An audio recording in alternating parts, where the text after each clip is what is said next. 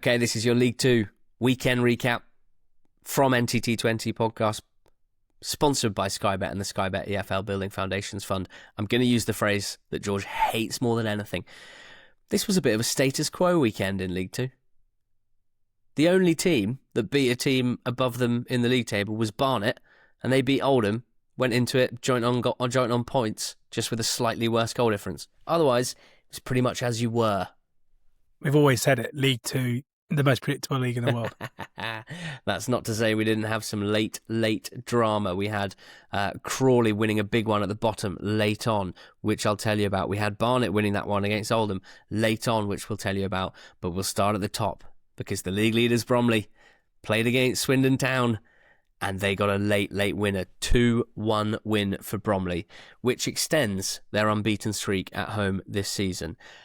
Being unbeaten at home in the league isn't for everyone. And I'm looking at you, Arsenal, because in their defeat on Sunday against Manchester United, they lost that, which means it's only Sunderland and Bromley in the top 4 tiers who are still unbeaten at home. Also, Nicky Kabamba's winner, their second goal, means that the streak that you told me about, one of the most astounding stats I've heard recently, remains true. Bromley have scored 2 goals or more in every single home league game this season. That is remarkable. Just put a 2 in the column before we even kick off, because we're scoring twice or more. Quite remarkable. They had to do it from behind, and Swindon, frankly, the better side in the first half. Fletcher Holman, who they just signed, a youngster from Wolves, attacking player, big, burly, reminds me a bit of young Freddie Draper. Well, Freddie Draper is still actually quite young, but he looks really interesting and put them ahead.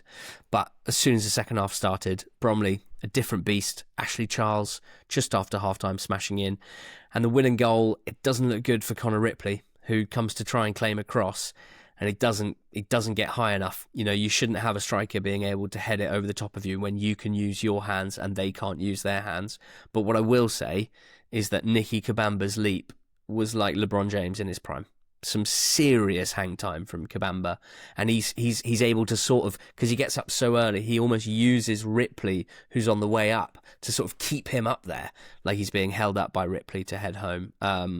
Another win for this Bromley side, who are now 6 points clear at the top of League Two, who have an 8-point gap to 4th, and who are going to have to cope with the departure of Deji Elarewe, who has joined Lincoln City, which is not ideal for them. Omar Shomi was partnered by Carl Cameron here, but Elarewe and Shomi have been a really good partnership recently, so they'll need to sort that out. An annoying few weeks for Swindon. You know, they drop out of the top 3 here. They drop all the way down to 6th, actually, but they've lost to Salford twice, once in the league, once in the cup, both times 3-2, tight games, and now this one, where they'll feel like they were the better side in the first half and end up losing it.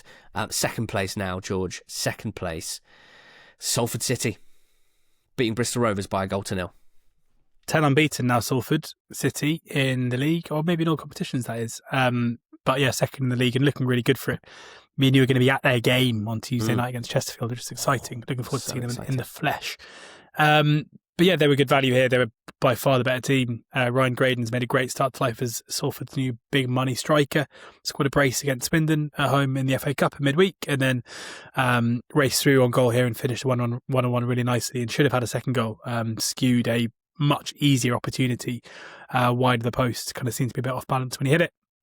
Bristol Rovers didn't do a great deal within the game. It was a game where Salford were in control for most of it, and saw the game out with relative ease. Kelly Lamai going quite close late on. It was Salford at their best, I guess, kind of attacking with fluency and consistency, but also having that defensive solidity too. And they look to me to be a side that are, certainly got the potential and the capacity to be a team that stays where they are in second this season, or feasibly could even go on further if Bromley do slip up. Just a very, very good team. But as we know, and as we've spoken about a lot, it's often common for a Cole Robinson side to go on a slight dip. So we're hoping that doesn't happen. But yeah, this was relatively routine. Bristol Rovers, have to be a bit careful.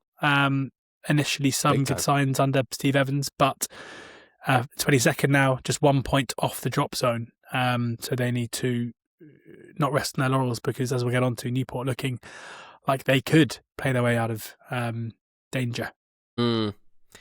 Yeah, they lost 4 of their last 5. The only team they beat were Shrews. That Shaq Ford red card against Bromley on Boxing Day is still slightly haunting my dreams when it comes to Bristol Rovers. Like, I kind of feel like Evans' first game was that 1-1 draw at Crewe, where Crewe went down to 10 in the first half. Frustrating, but at least they stopped the run of defeats, and then they were beating Bromley, and they were looking pretty good for it until Ford's red card. Lose that one in traumatic circumstances, have lost 3 of the last 4 without scoring. Yeah, not good. MK Dons 5, Shrewsbury 1. Georgia, a gulf of class between these two sides, I think it's fair to say. Yeah, for sure. Although the best goal of the game came from Sang with a ridiculous strike from kind of 30 yards into the top right-hand corner when they were already 4-0 down. But yes, MK here were just very good. They went ahead early through Callum Patterson, who then did it again and did it again. His first ever career hat-trick. Nice, a hat-trick within 34 minutes. What I quite enjoyed is Aaron Collins' role in kind of just being the person that kind of Patterson would celebrate with. Collins, who missed a really good chance within the first couple of minutes, kind of getting less and less enthusiastic with every goal, I would say, that they had to celebrate with Patterson. It's like being on someone else's stag do and just having to be like, it's all about them this weekend. Yeah, it's all about them.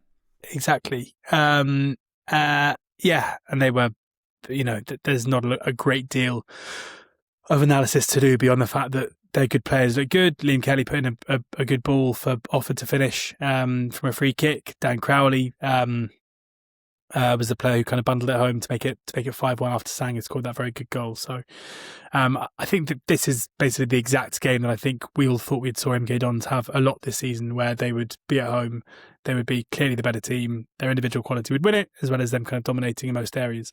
And we haven't seen it enough, but this was certainly that. And with injured players coming back into the fold, I still think there's a fair chance MK are going to go on a huge run between now and the end of the season and finish in that top 3. I think there's a chance I'm going to go on a huge run next weekend. I've already planned it. Exciting. 10k Saturday. And then on to QPR Coventry. What a Saturday that is, by the way. Weird to pick out a Shrewsbury player here for some analysis after a 5-1 defeat. But Tom Sang, right, as mentioned, scored the goal of the game. Just lashed it in from range, top corner. Cheers. Tom Sang's first ever league goal. He has scored 3 in various cup competitions previously, but his first league goal in about 110 games in league competition. Tom Sang, who joined Shrews and just took the number 10 shirt, even though has played his whole career at either right back, right wing back, defence midfield, or centre back in a back 3, or central midfield. And it's almost like trying to reinvent himself as I'm not a jobbing defender. I'm actually quite technical, guys, if you just give me a chance. And increasingly I'm thinking, you know what, Tom Sang, I think you might be right, mate. Cambridge beat Tranmere by 4-2. It means that their unbeaten run continues. It means that their unbeaten run, which is at 12 now in the league, is the joint longest unbeaten run this season in the whole EFL. And they have a hell of a chance on Tuesday at home to Shrewsbury to extend it to 13 and be the outright leaders on that front. They had to show character and they had to score a lot of goals, which they don't normally to win games, because they went behind twice to Tranmere.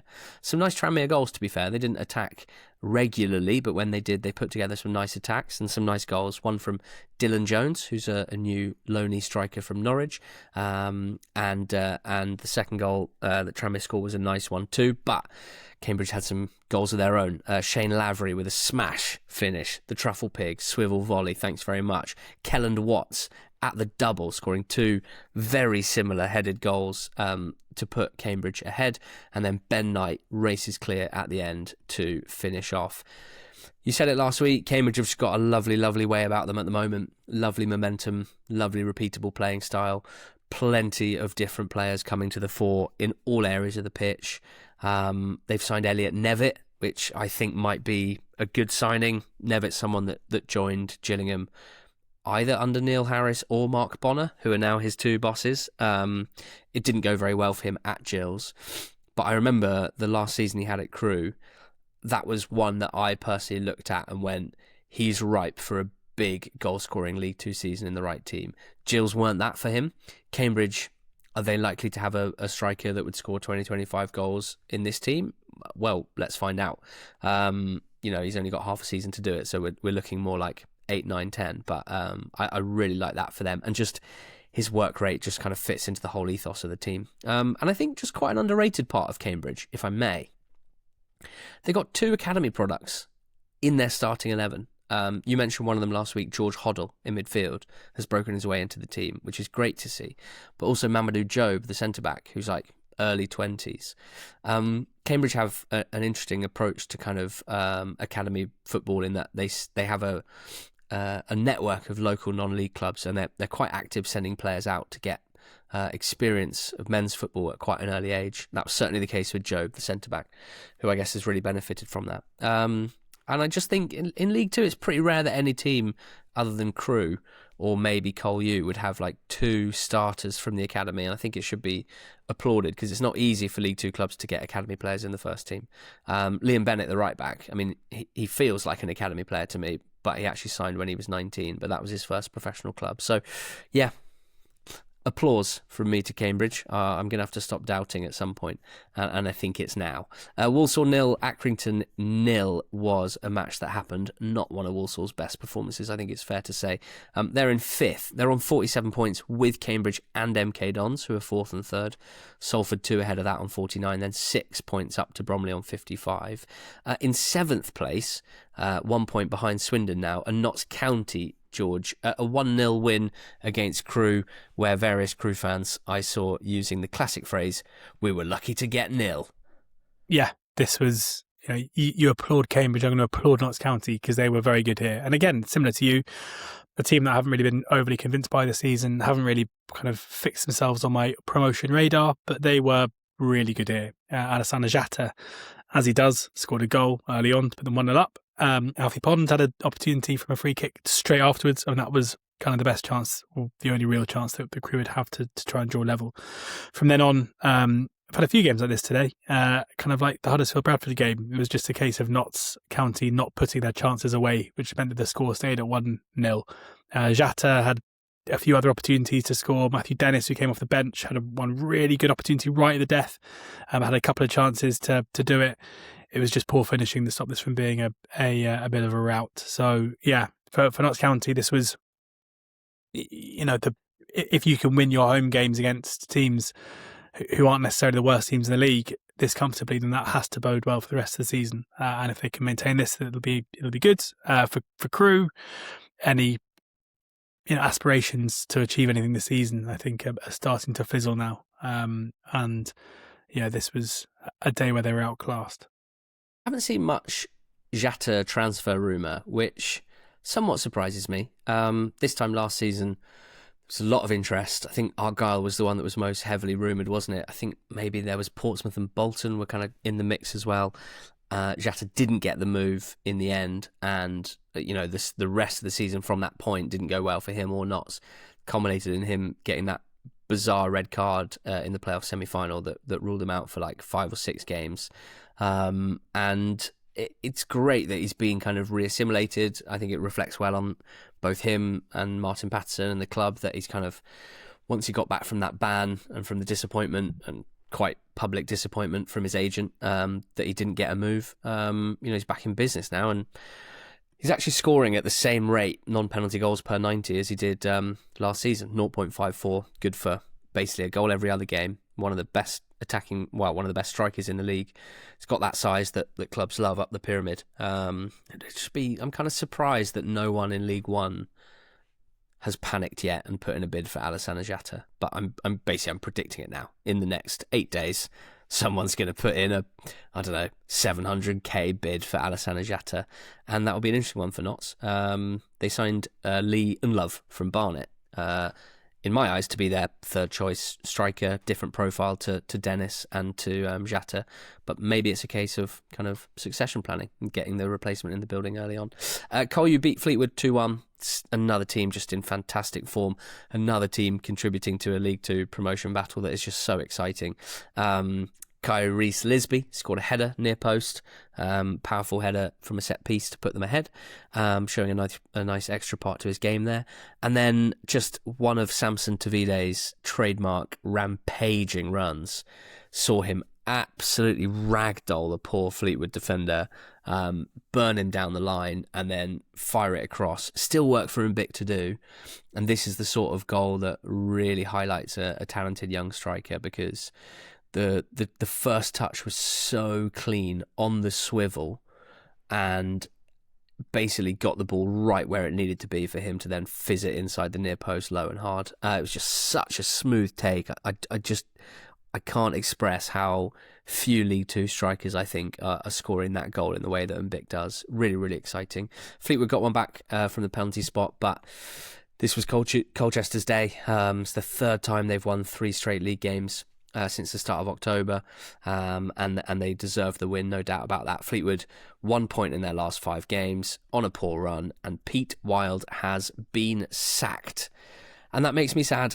I think I mentioned on last week's Monday pod that I'd listened to his post-match from the last game, and he seemed very down, and in a not hugely subtle way was sort of suggesting that, you know what, if we're going to have our best player in Ryan Graydon sold for 600k, if we're not having any reinvestment into transfers of our own, having lost Wiredu, having lost Patterson, having just lost all their best players basically, and not really had them replaced with much quality, then, you know, he just kept saying, like, you know, this is what we got to work with. Like, this is what we're going to have to work with. And yeah, it feels like disagreements there, maybe disillusionment with how things are going, and he's been sacked. And that's a shame, George. You certainly saw a lot of potential for Pete Wild and for Fleetwood, for that to be a good thing after their bottom half finish last season.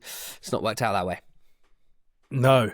Yeah, there have been moments through the last 2 years where there's been cause for optimism, but as you say, the consistent departures of key players and the lack of reinvestment within the playing squad, I think, has been the reason why that promise has never really yielded anything. And again, it's a bit of a trend, this, but I find it very hard to believe that Pete Wild is the issue or the reason why Fleetwood are not where their owners or board or fans would expect them to be.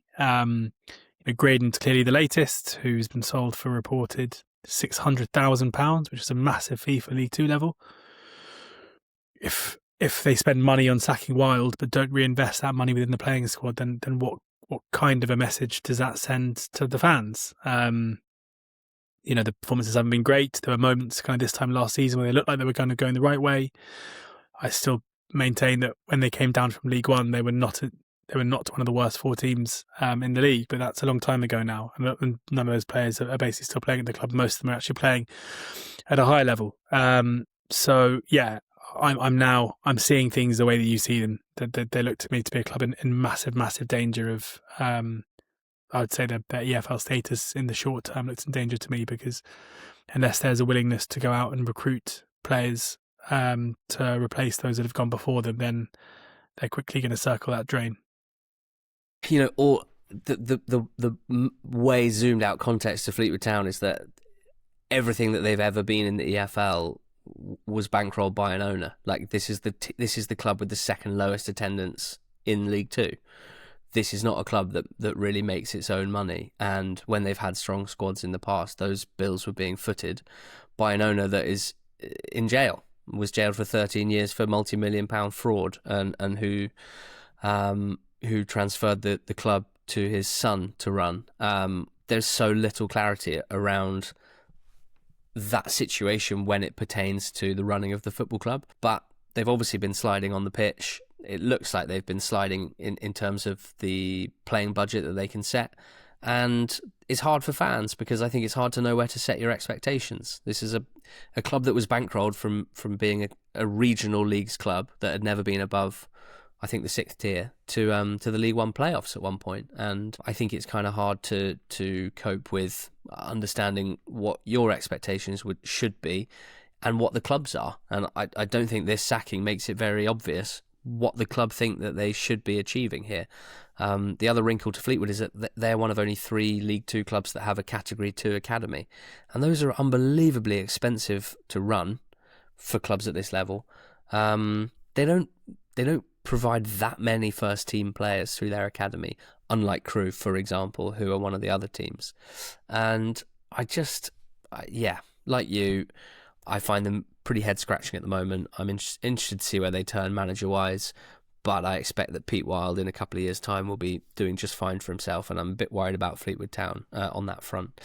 Cheltenham lost 2-0 at home to Grimsby, George. Grimsby just quietly racking up 4 wins in a row. Yeah, in weird ways for the most part. A lot of late goals, and thanks to 2 late goals and 1 early red card in 3 1-0 wins. This was a 2-0 win. And rather than late goals, it all started with Kieran Green deciding to wallop the ball in the top right-hand corner from 25 yards. Fair enough. 6-yard box merchant, am I, Ali? Nah, I think so. But Cheltenham came back in the game and at 1-0 were maybe the better team. Came close through new signing Cole Deeming, who hit the woodwork, hit the base of the post from 25 yards or so. Robbie Cundy definitely should have scored to make it 1-1 halfway through the second half. But then Andy Cook, who has just signed for Grimsby, replacing the Barrow bound, or he's more than bound, he's there now, the Barrow dwelling Danny Rose, who's moved on. Andy Cook comes in. Cook obviously has a reputation for being some marksman for League Two level. He's obviously been injured a lot over the last year or so, but he got his first goal for the club, kind of converting from close range to make it 2-0. So, yeah, Grimsby clinical today. Bit of fortune the other end. As I said, as much as I love Town, I still don't think they are playing as well as they were early in the season, and my mind hasn't been changed on that here. Well, one thing we do know is that Kieran Green is a phenomenal player at this level and will normally do a few things a season that probably on its own will get Grimsby into a winning position or get them into a good position within the game. And this was one of those with one of the goals of the day. I'm pretty sure Andy Cook didn't touch that, but I am not going to be the one to tell him. I've only seen that angle. Quite excited by proceedings at Rodney Parade, where Dan, the Newport fan on NTT20 squad, who, they didn't win at home from March until, what was it, a couple of weeks ago. But they got the first win at home in ages, at home to Crewe. Big scout this, beating Chesterfield 2-1. And Dan said, felt a bit of a throwback afternoon at Rodney Parade in terms of getting the crowd up, celebrations at the end, and I think everyone knows this could be a massive win to throw some real momentum and belief behind the Fuchs era. Fucking hell. Yeah, that's the sort of passion I want to see from you. Cool. Yeah, and it is a bit of a throwback seeing Newport just looking a bit more sure of themselves defensively and able to hurt the opposition. Biggins. Harrison Biggins, with your name like a World War II fighter pilot, has joined this Newport side. I was worried that they were profiling him as the ball-winning midfielder that I think they need to play next to Matt Smith. It turns out they did not miss profile. Brennan's playing in defence midfield alongside Smith, and I think that is quite good profiling. Biggins is a number 8 that goes box to box and scores goals. That's what he does. He's not the best ball progressor. He's not the best ball winner, but he is a goal threat, and that's what they've added. And he scored the first goal here, finishing off a set piece. He definitely went close in the last game as well, so he has slotted in really nicely. And then they signed the young lad on loan from Cardiff, the winger, and it seems to have jolted Michael Spellman into life. So Spellman joined in the summer from Sunderland, I think, left-footed wide forward. He's played quite a lot of games for Newport this season because they haven't got many wide attackers, and he had been struggling for goal contributions. But that has changed since he got a bit of competition, and he scored a brilliant goal here, just absolutely lashed it in from the edge of the box. Big goal from him, 2-0 Newport. The second goal crucial because I guess that Chesterfield are going to come on to you. They're going to make changes off the bench. They're going to bring quality off the bench. They did that. Markanday did score in the 85th minute off the bench, but they saw it out, and it's massive for Newport. It's absolutely massive for them. If they can just improve their level slightly, there are enough poor teams down there that they will get out of this. It's still early days. That's their 5th win out of 26 games this season. Let's not get carried away. But it's just really nice to see them winning home games and playing well and seemingly taking a very tangible leap under Christian Fuchs, who should take a lot of credit, because most people thought that seemed like a bit of a joke appointment, and he's taken it very, very seriously, and it turns out he's a pretty serious operator. Barrow 0, Crawley 1. The other big winners down the bottom, the only other winners down the bottom, was Crawley. And it was a poor, poor game, this, won by an absolutely cracking goal.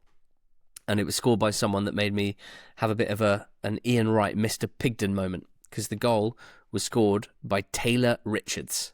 Yes.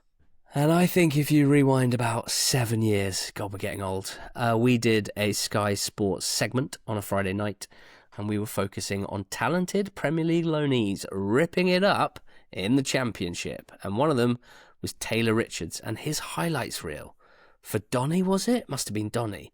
Was absolutely sensational, and it was a lot of goals that were quite a lot like this. Gets on the ball, he absolutely embarrasses the fullback, dips inside, drives at goal off the right, coming in on his left foot, and then just bends one, so much curl on it, just nestling inside the near post, the far post, sort of quality that I think there were like gasps around the goal, around the ground that this had happened. And that's what Taylor Richards can bring. Obviously, this is someone that has not done it consistently for reasons of fitness, consistency, whatever the case may be. But Crawley brought him in. It's a sort of signing that they like to make. And he has won them a massive, massive game. Both keepers made good saves in this one as well. There was a disallowed goal. Isaac Fletcher, your betting show pick, had a goal disallowed. I mean, controversial to say the least. I think they've disallowed it for someone standing in an offside position, blocking the sight of the goalkeeper, which he just simply wasn't. I don't think that should have been disallowed. That was a huge moment in the game. Barrow should have gone 1-0 up, in my opinion. Instead, they lost it by a goal to 0. And finally, George had a couple of games in mid-table. I'm just reminiscing about the that Doncaster team that you just mentioned there that had Richards in it, where you also had Fajiri Okunabire. Now at Amazing. Modern Sport in Egypt, you had What isn't Modern Sport? That's Baller League, isn't it? Yeah, probably. Yeah, you had Madja Gomez, who, from what I can see, just hasn't been seen since 2021. Playing football for anybody. Oh no, he's at Kuala Lumpur City currently. There you go. Yeah. You have got he's not missing. He's in Malaysia. Jason Lekilo, who's now playing for Piast Gliwice in Poland. So yeah, the jet-setting Donny team. That is sensational. Well done. Tell me about Barnet 3, Oldham 2. Thanks, mate. A game of very few chances and 5 goals is the way that I'd probably describe this. Kind of crazy in the way that it developed. Pett scoring after some good kind of hold-up play from Ghana to get to see Oldham go 1-0 up. Ryan Glover then kind of prodding home after a free kick was saved on the goal line. Tishimanga, who was making his debut for Barnet, then dispatched the penalty beautifully into the top right-hand corner. One of those penalties where he kind of takes it like a free kick and bends it into the top right-hand corner, which I really enjoyed. And then we saw Tavares being sent off. Similar case to one I spoke about earlier in the Championship, but this one was, I think, more clear-cut. Kind of quite clearly wrestling the player to the ground and seeing red for it, albeit, again, quite far out from goal. And then Jack Stevens got one back to make it 1-2, and Oldham probably thinking from there that they're in the ascendancy. And then just a comedy goal, just an absolutely ridiculous goal for Tishimanga to score to win it, with Glover on the right-hand side, swinging in a cross that he completely gets wrong.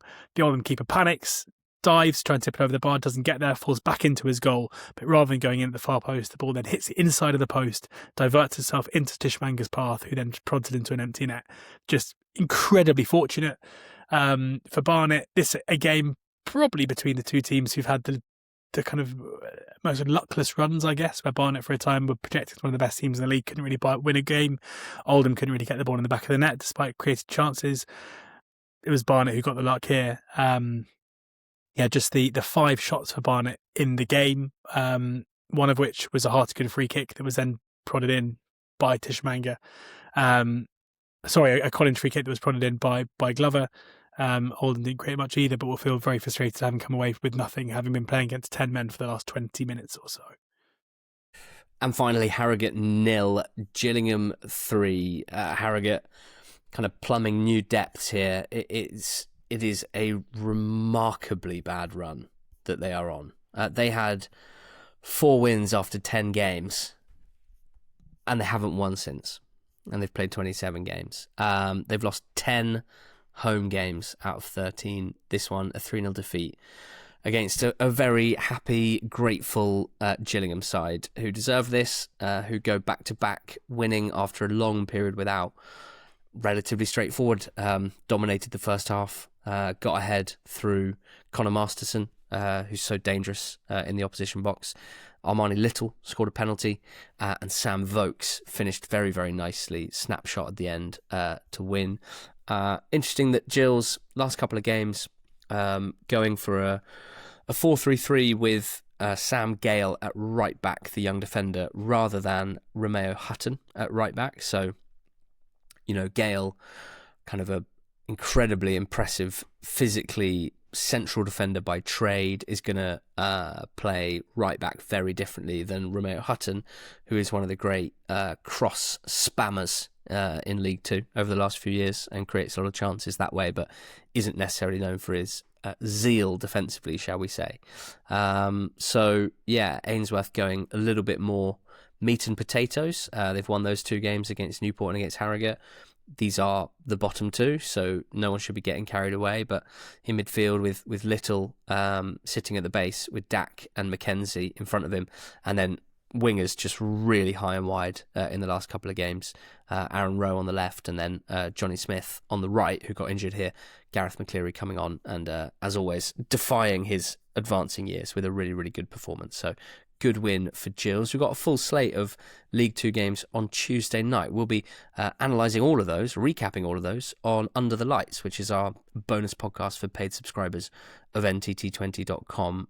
George and I are going to be at Salford Chesterfield, but there are some other massive games. Notts County against Swindon feels pretty big. Colchester Grimsby will be very, very interesting indeed. And let's see if Newport can go again at home to Accrington. Thank you to listening for this League 2 recap, League 1 and Championship, wherever you found this, and go very well.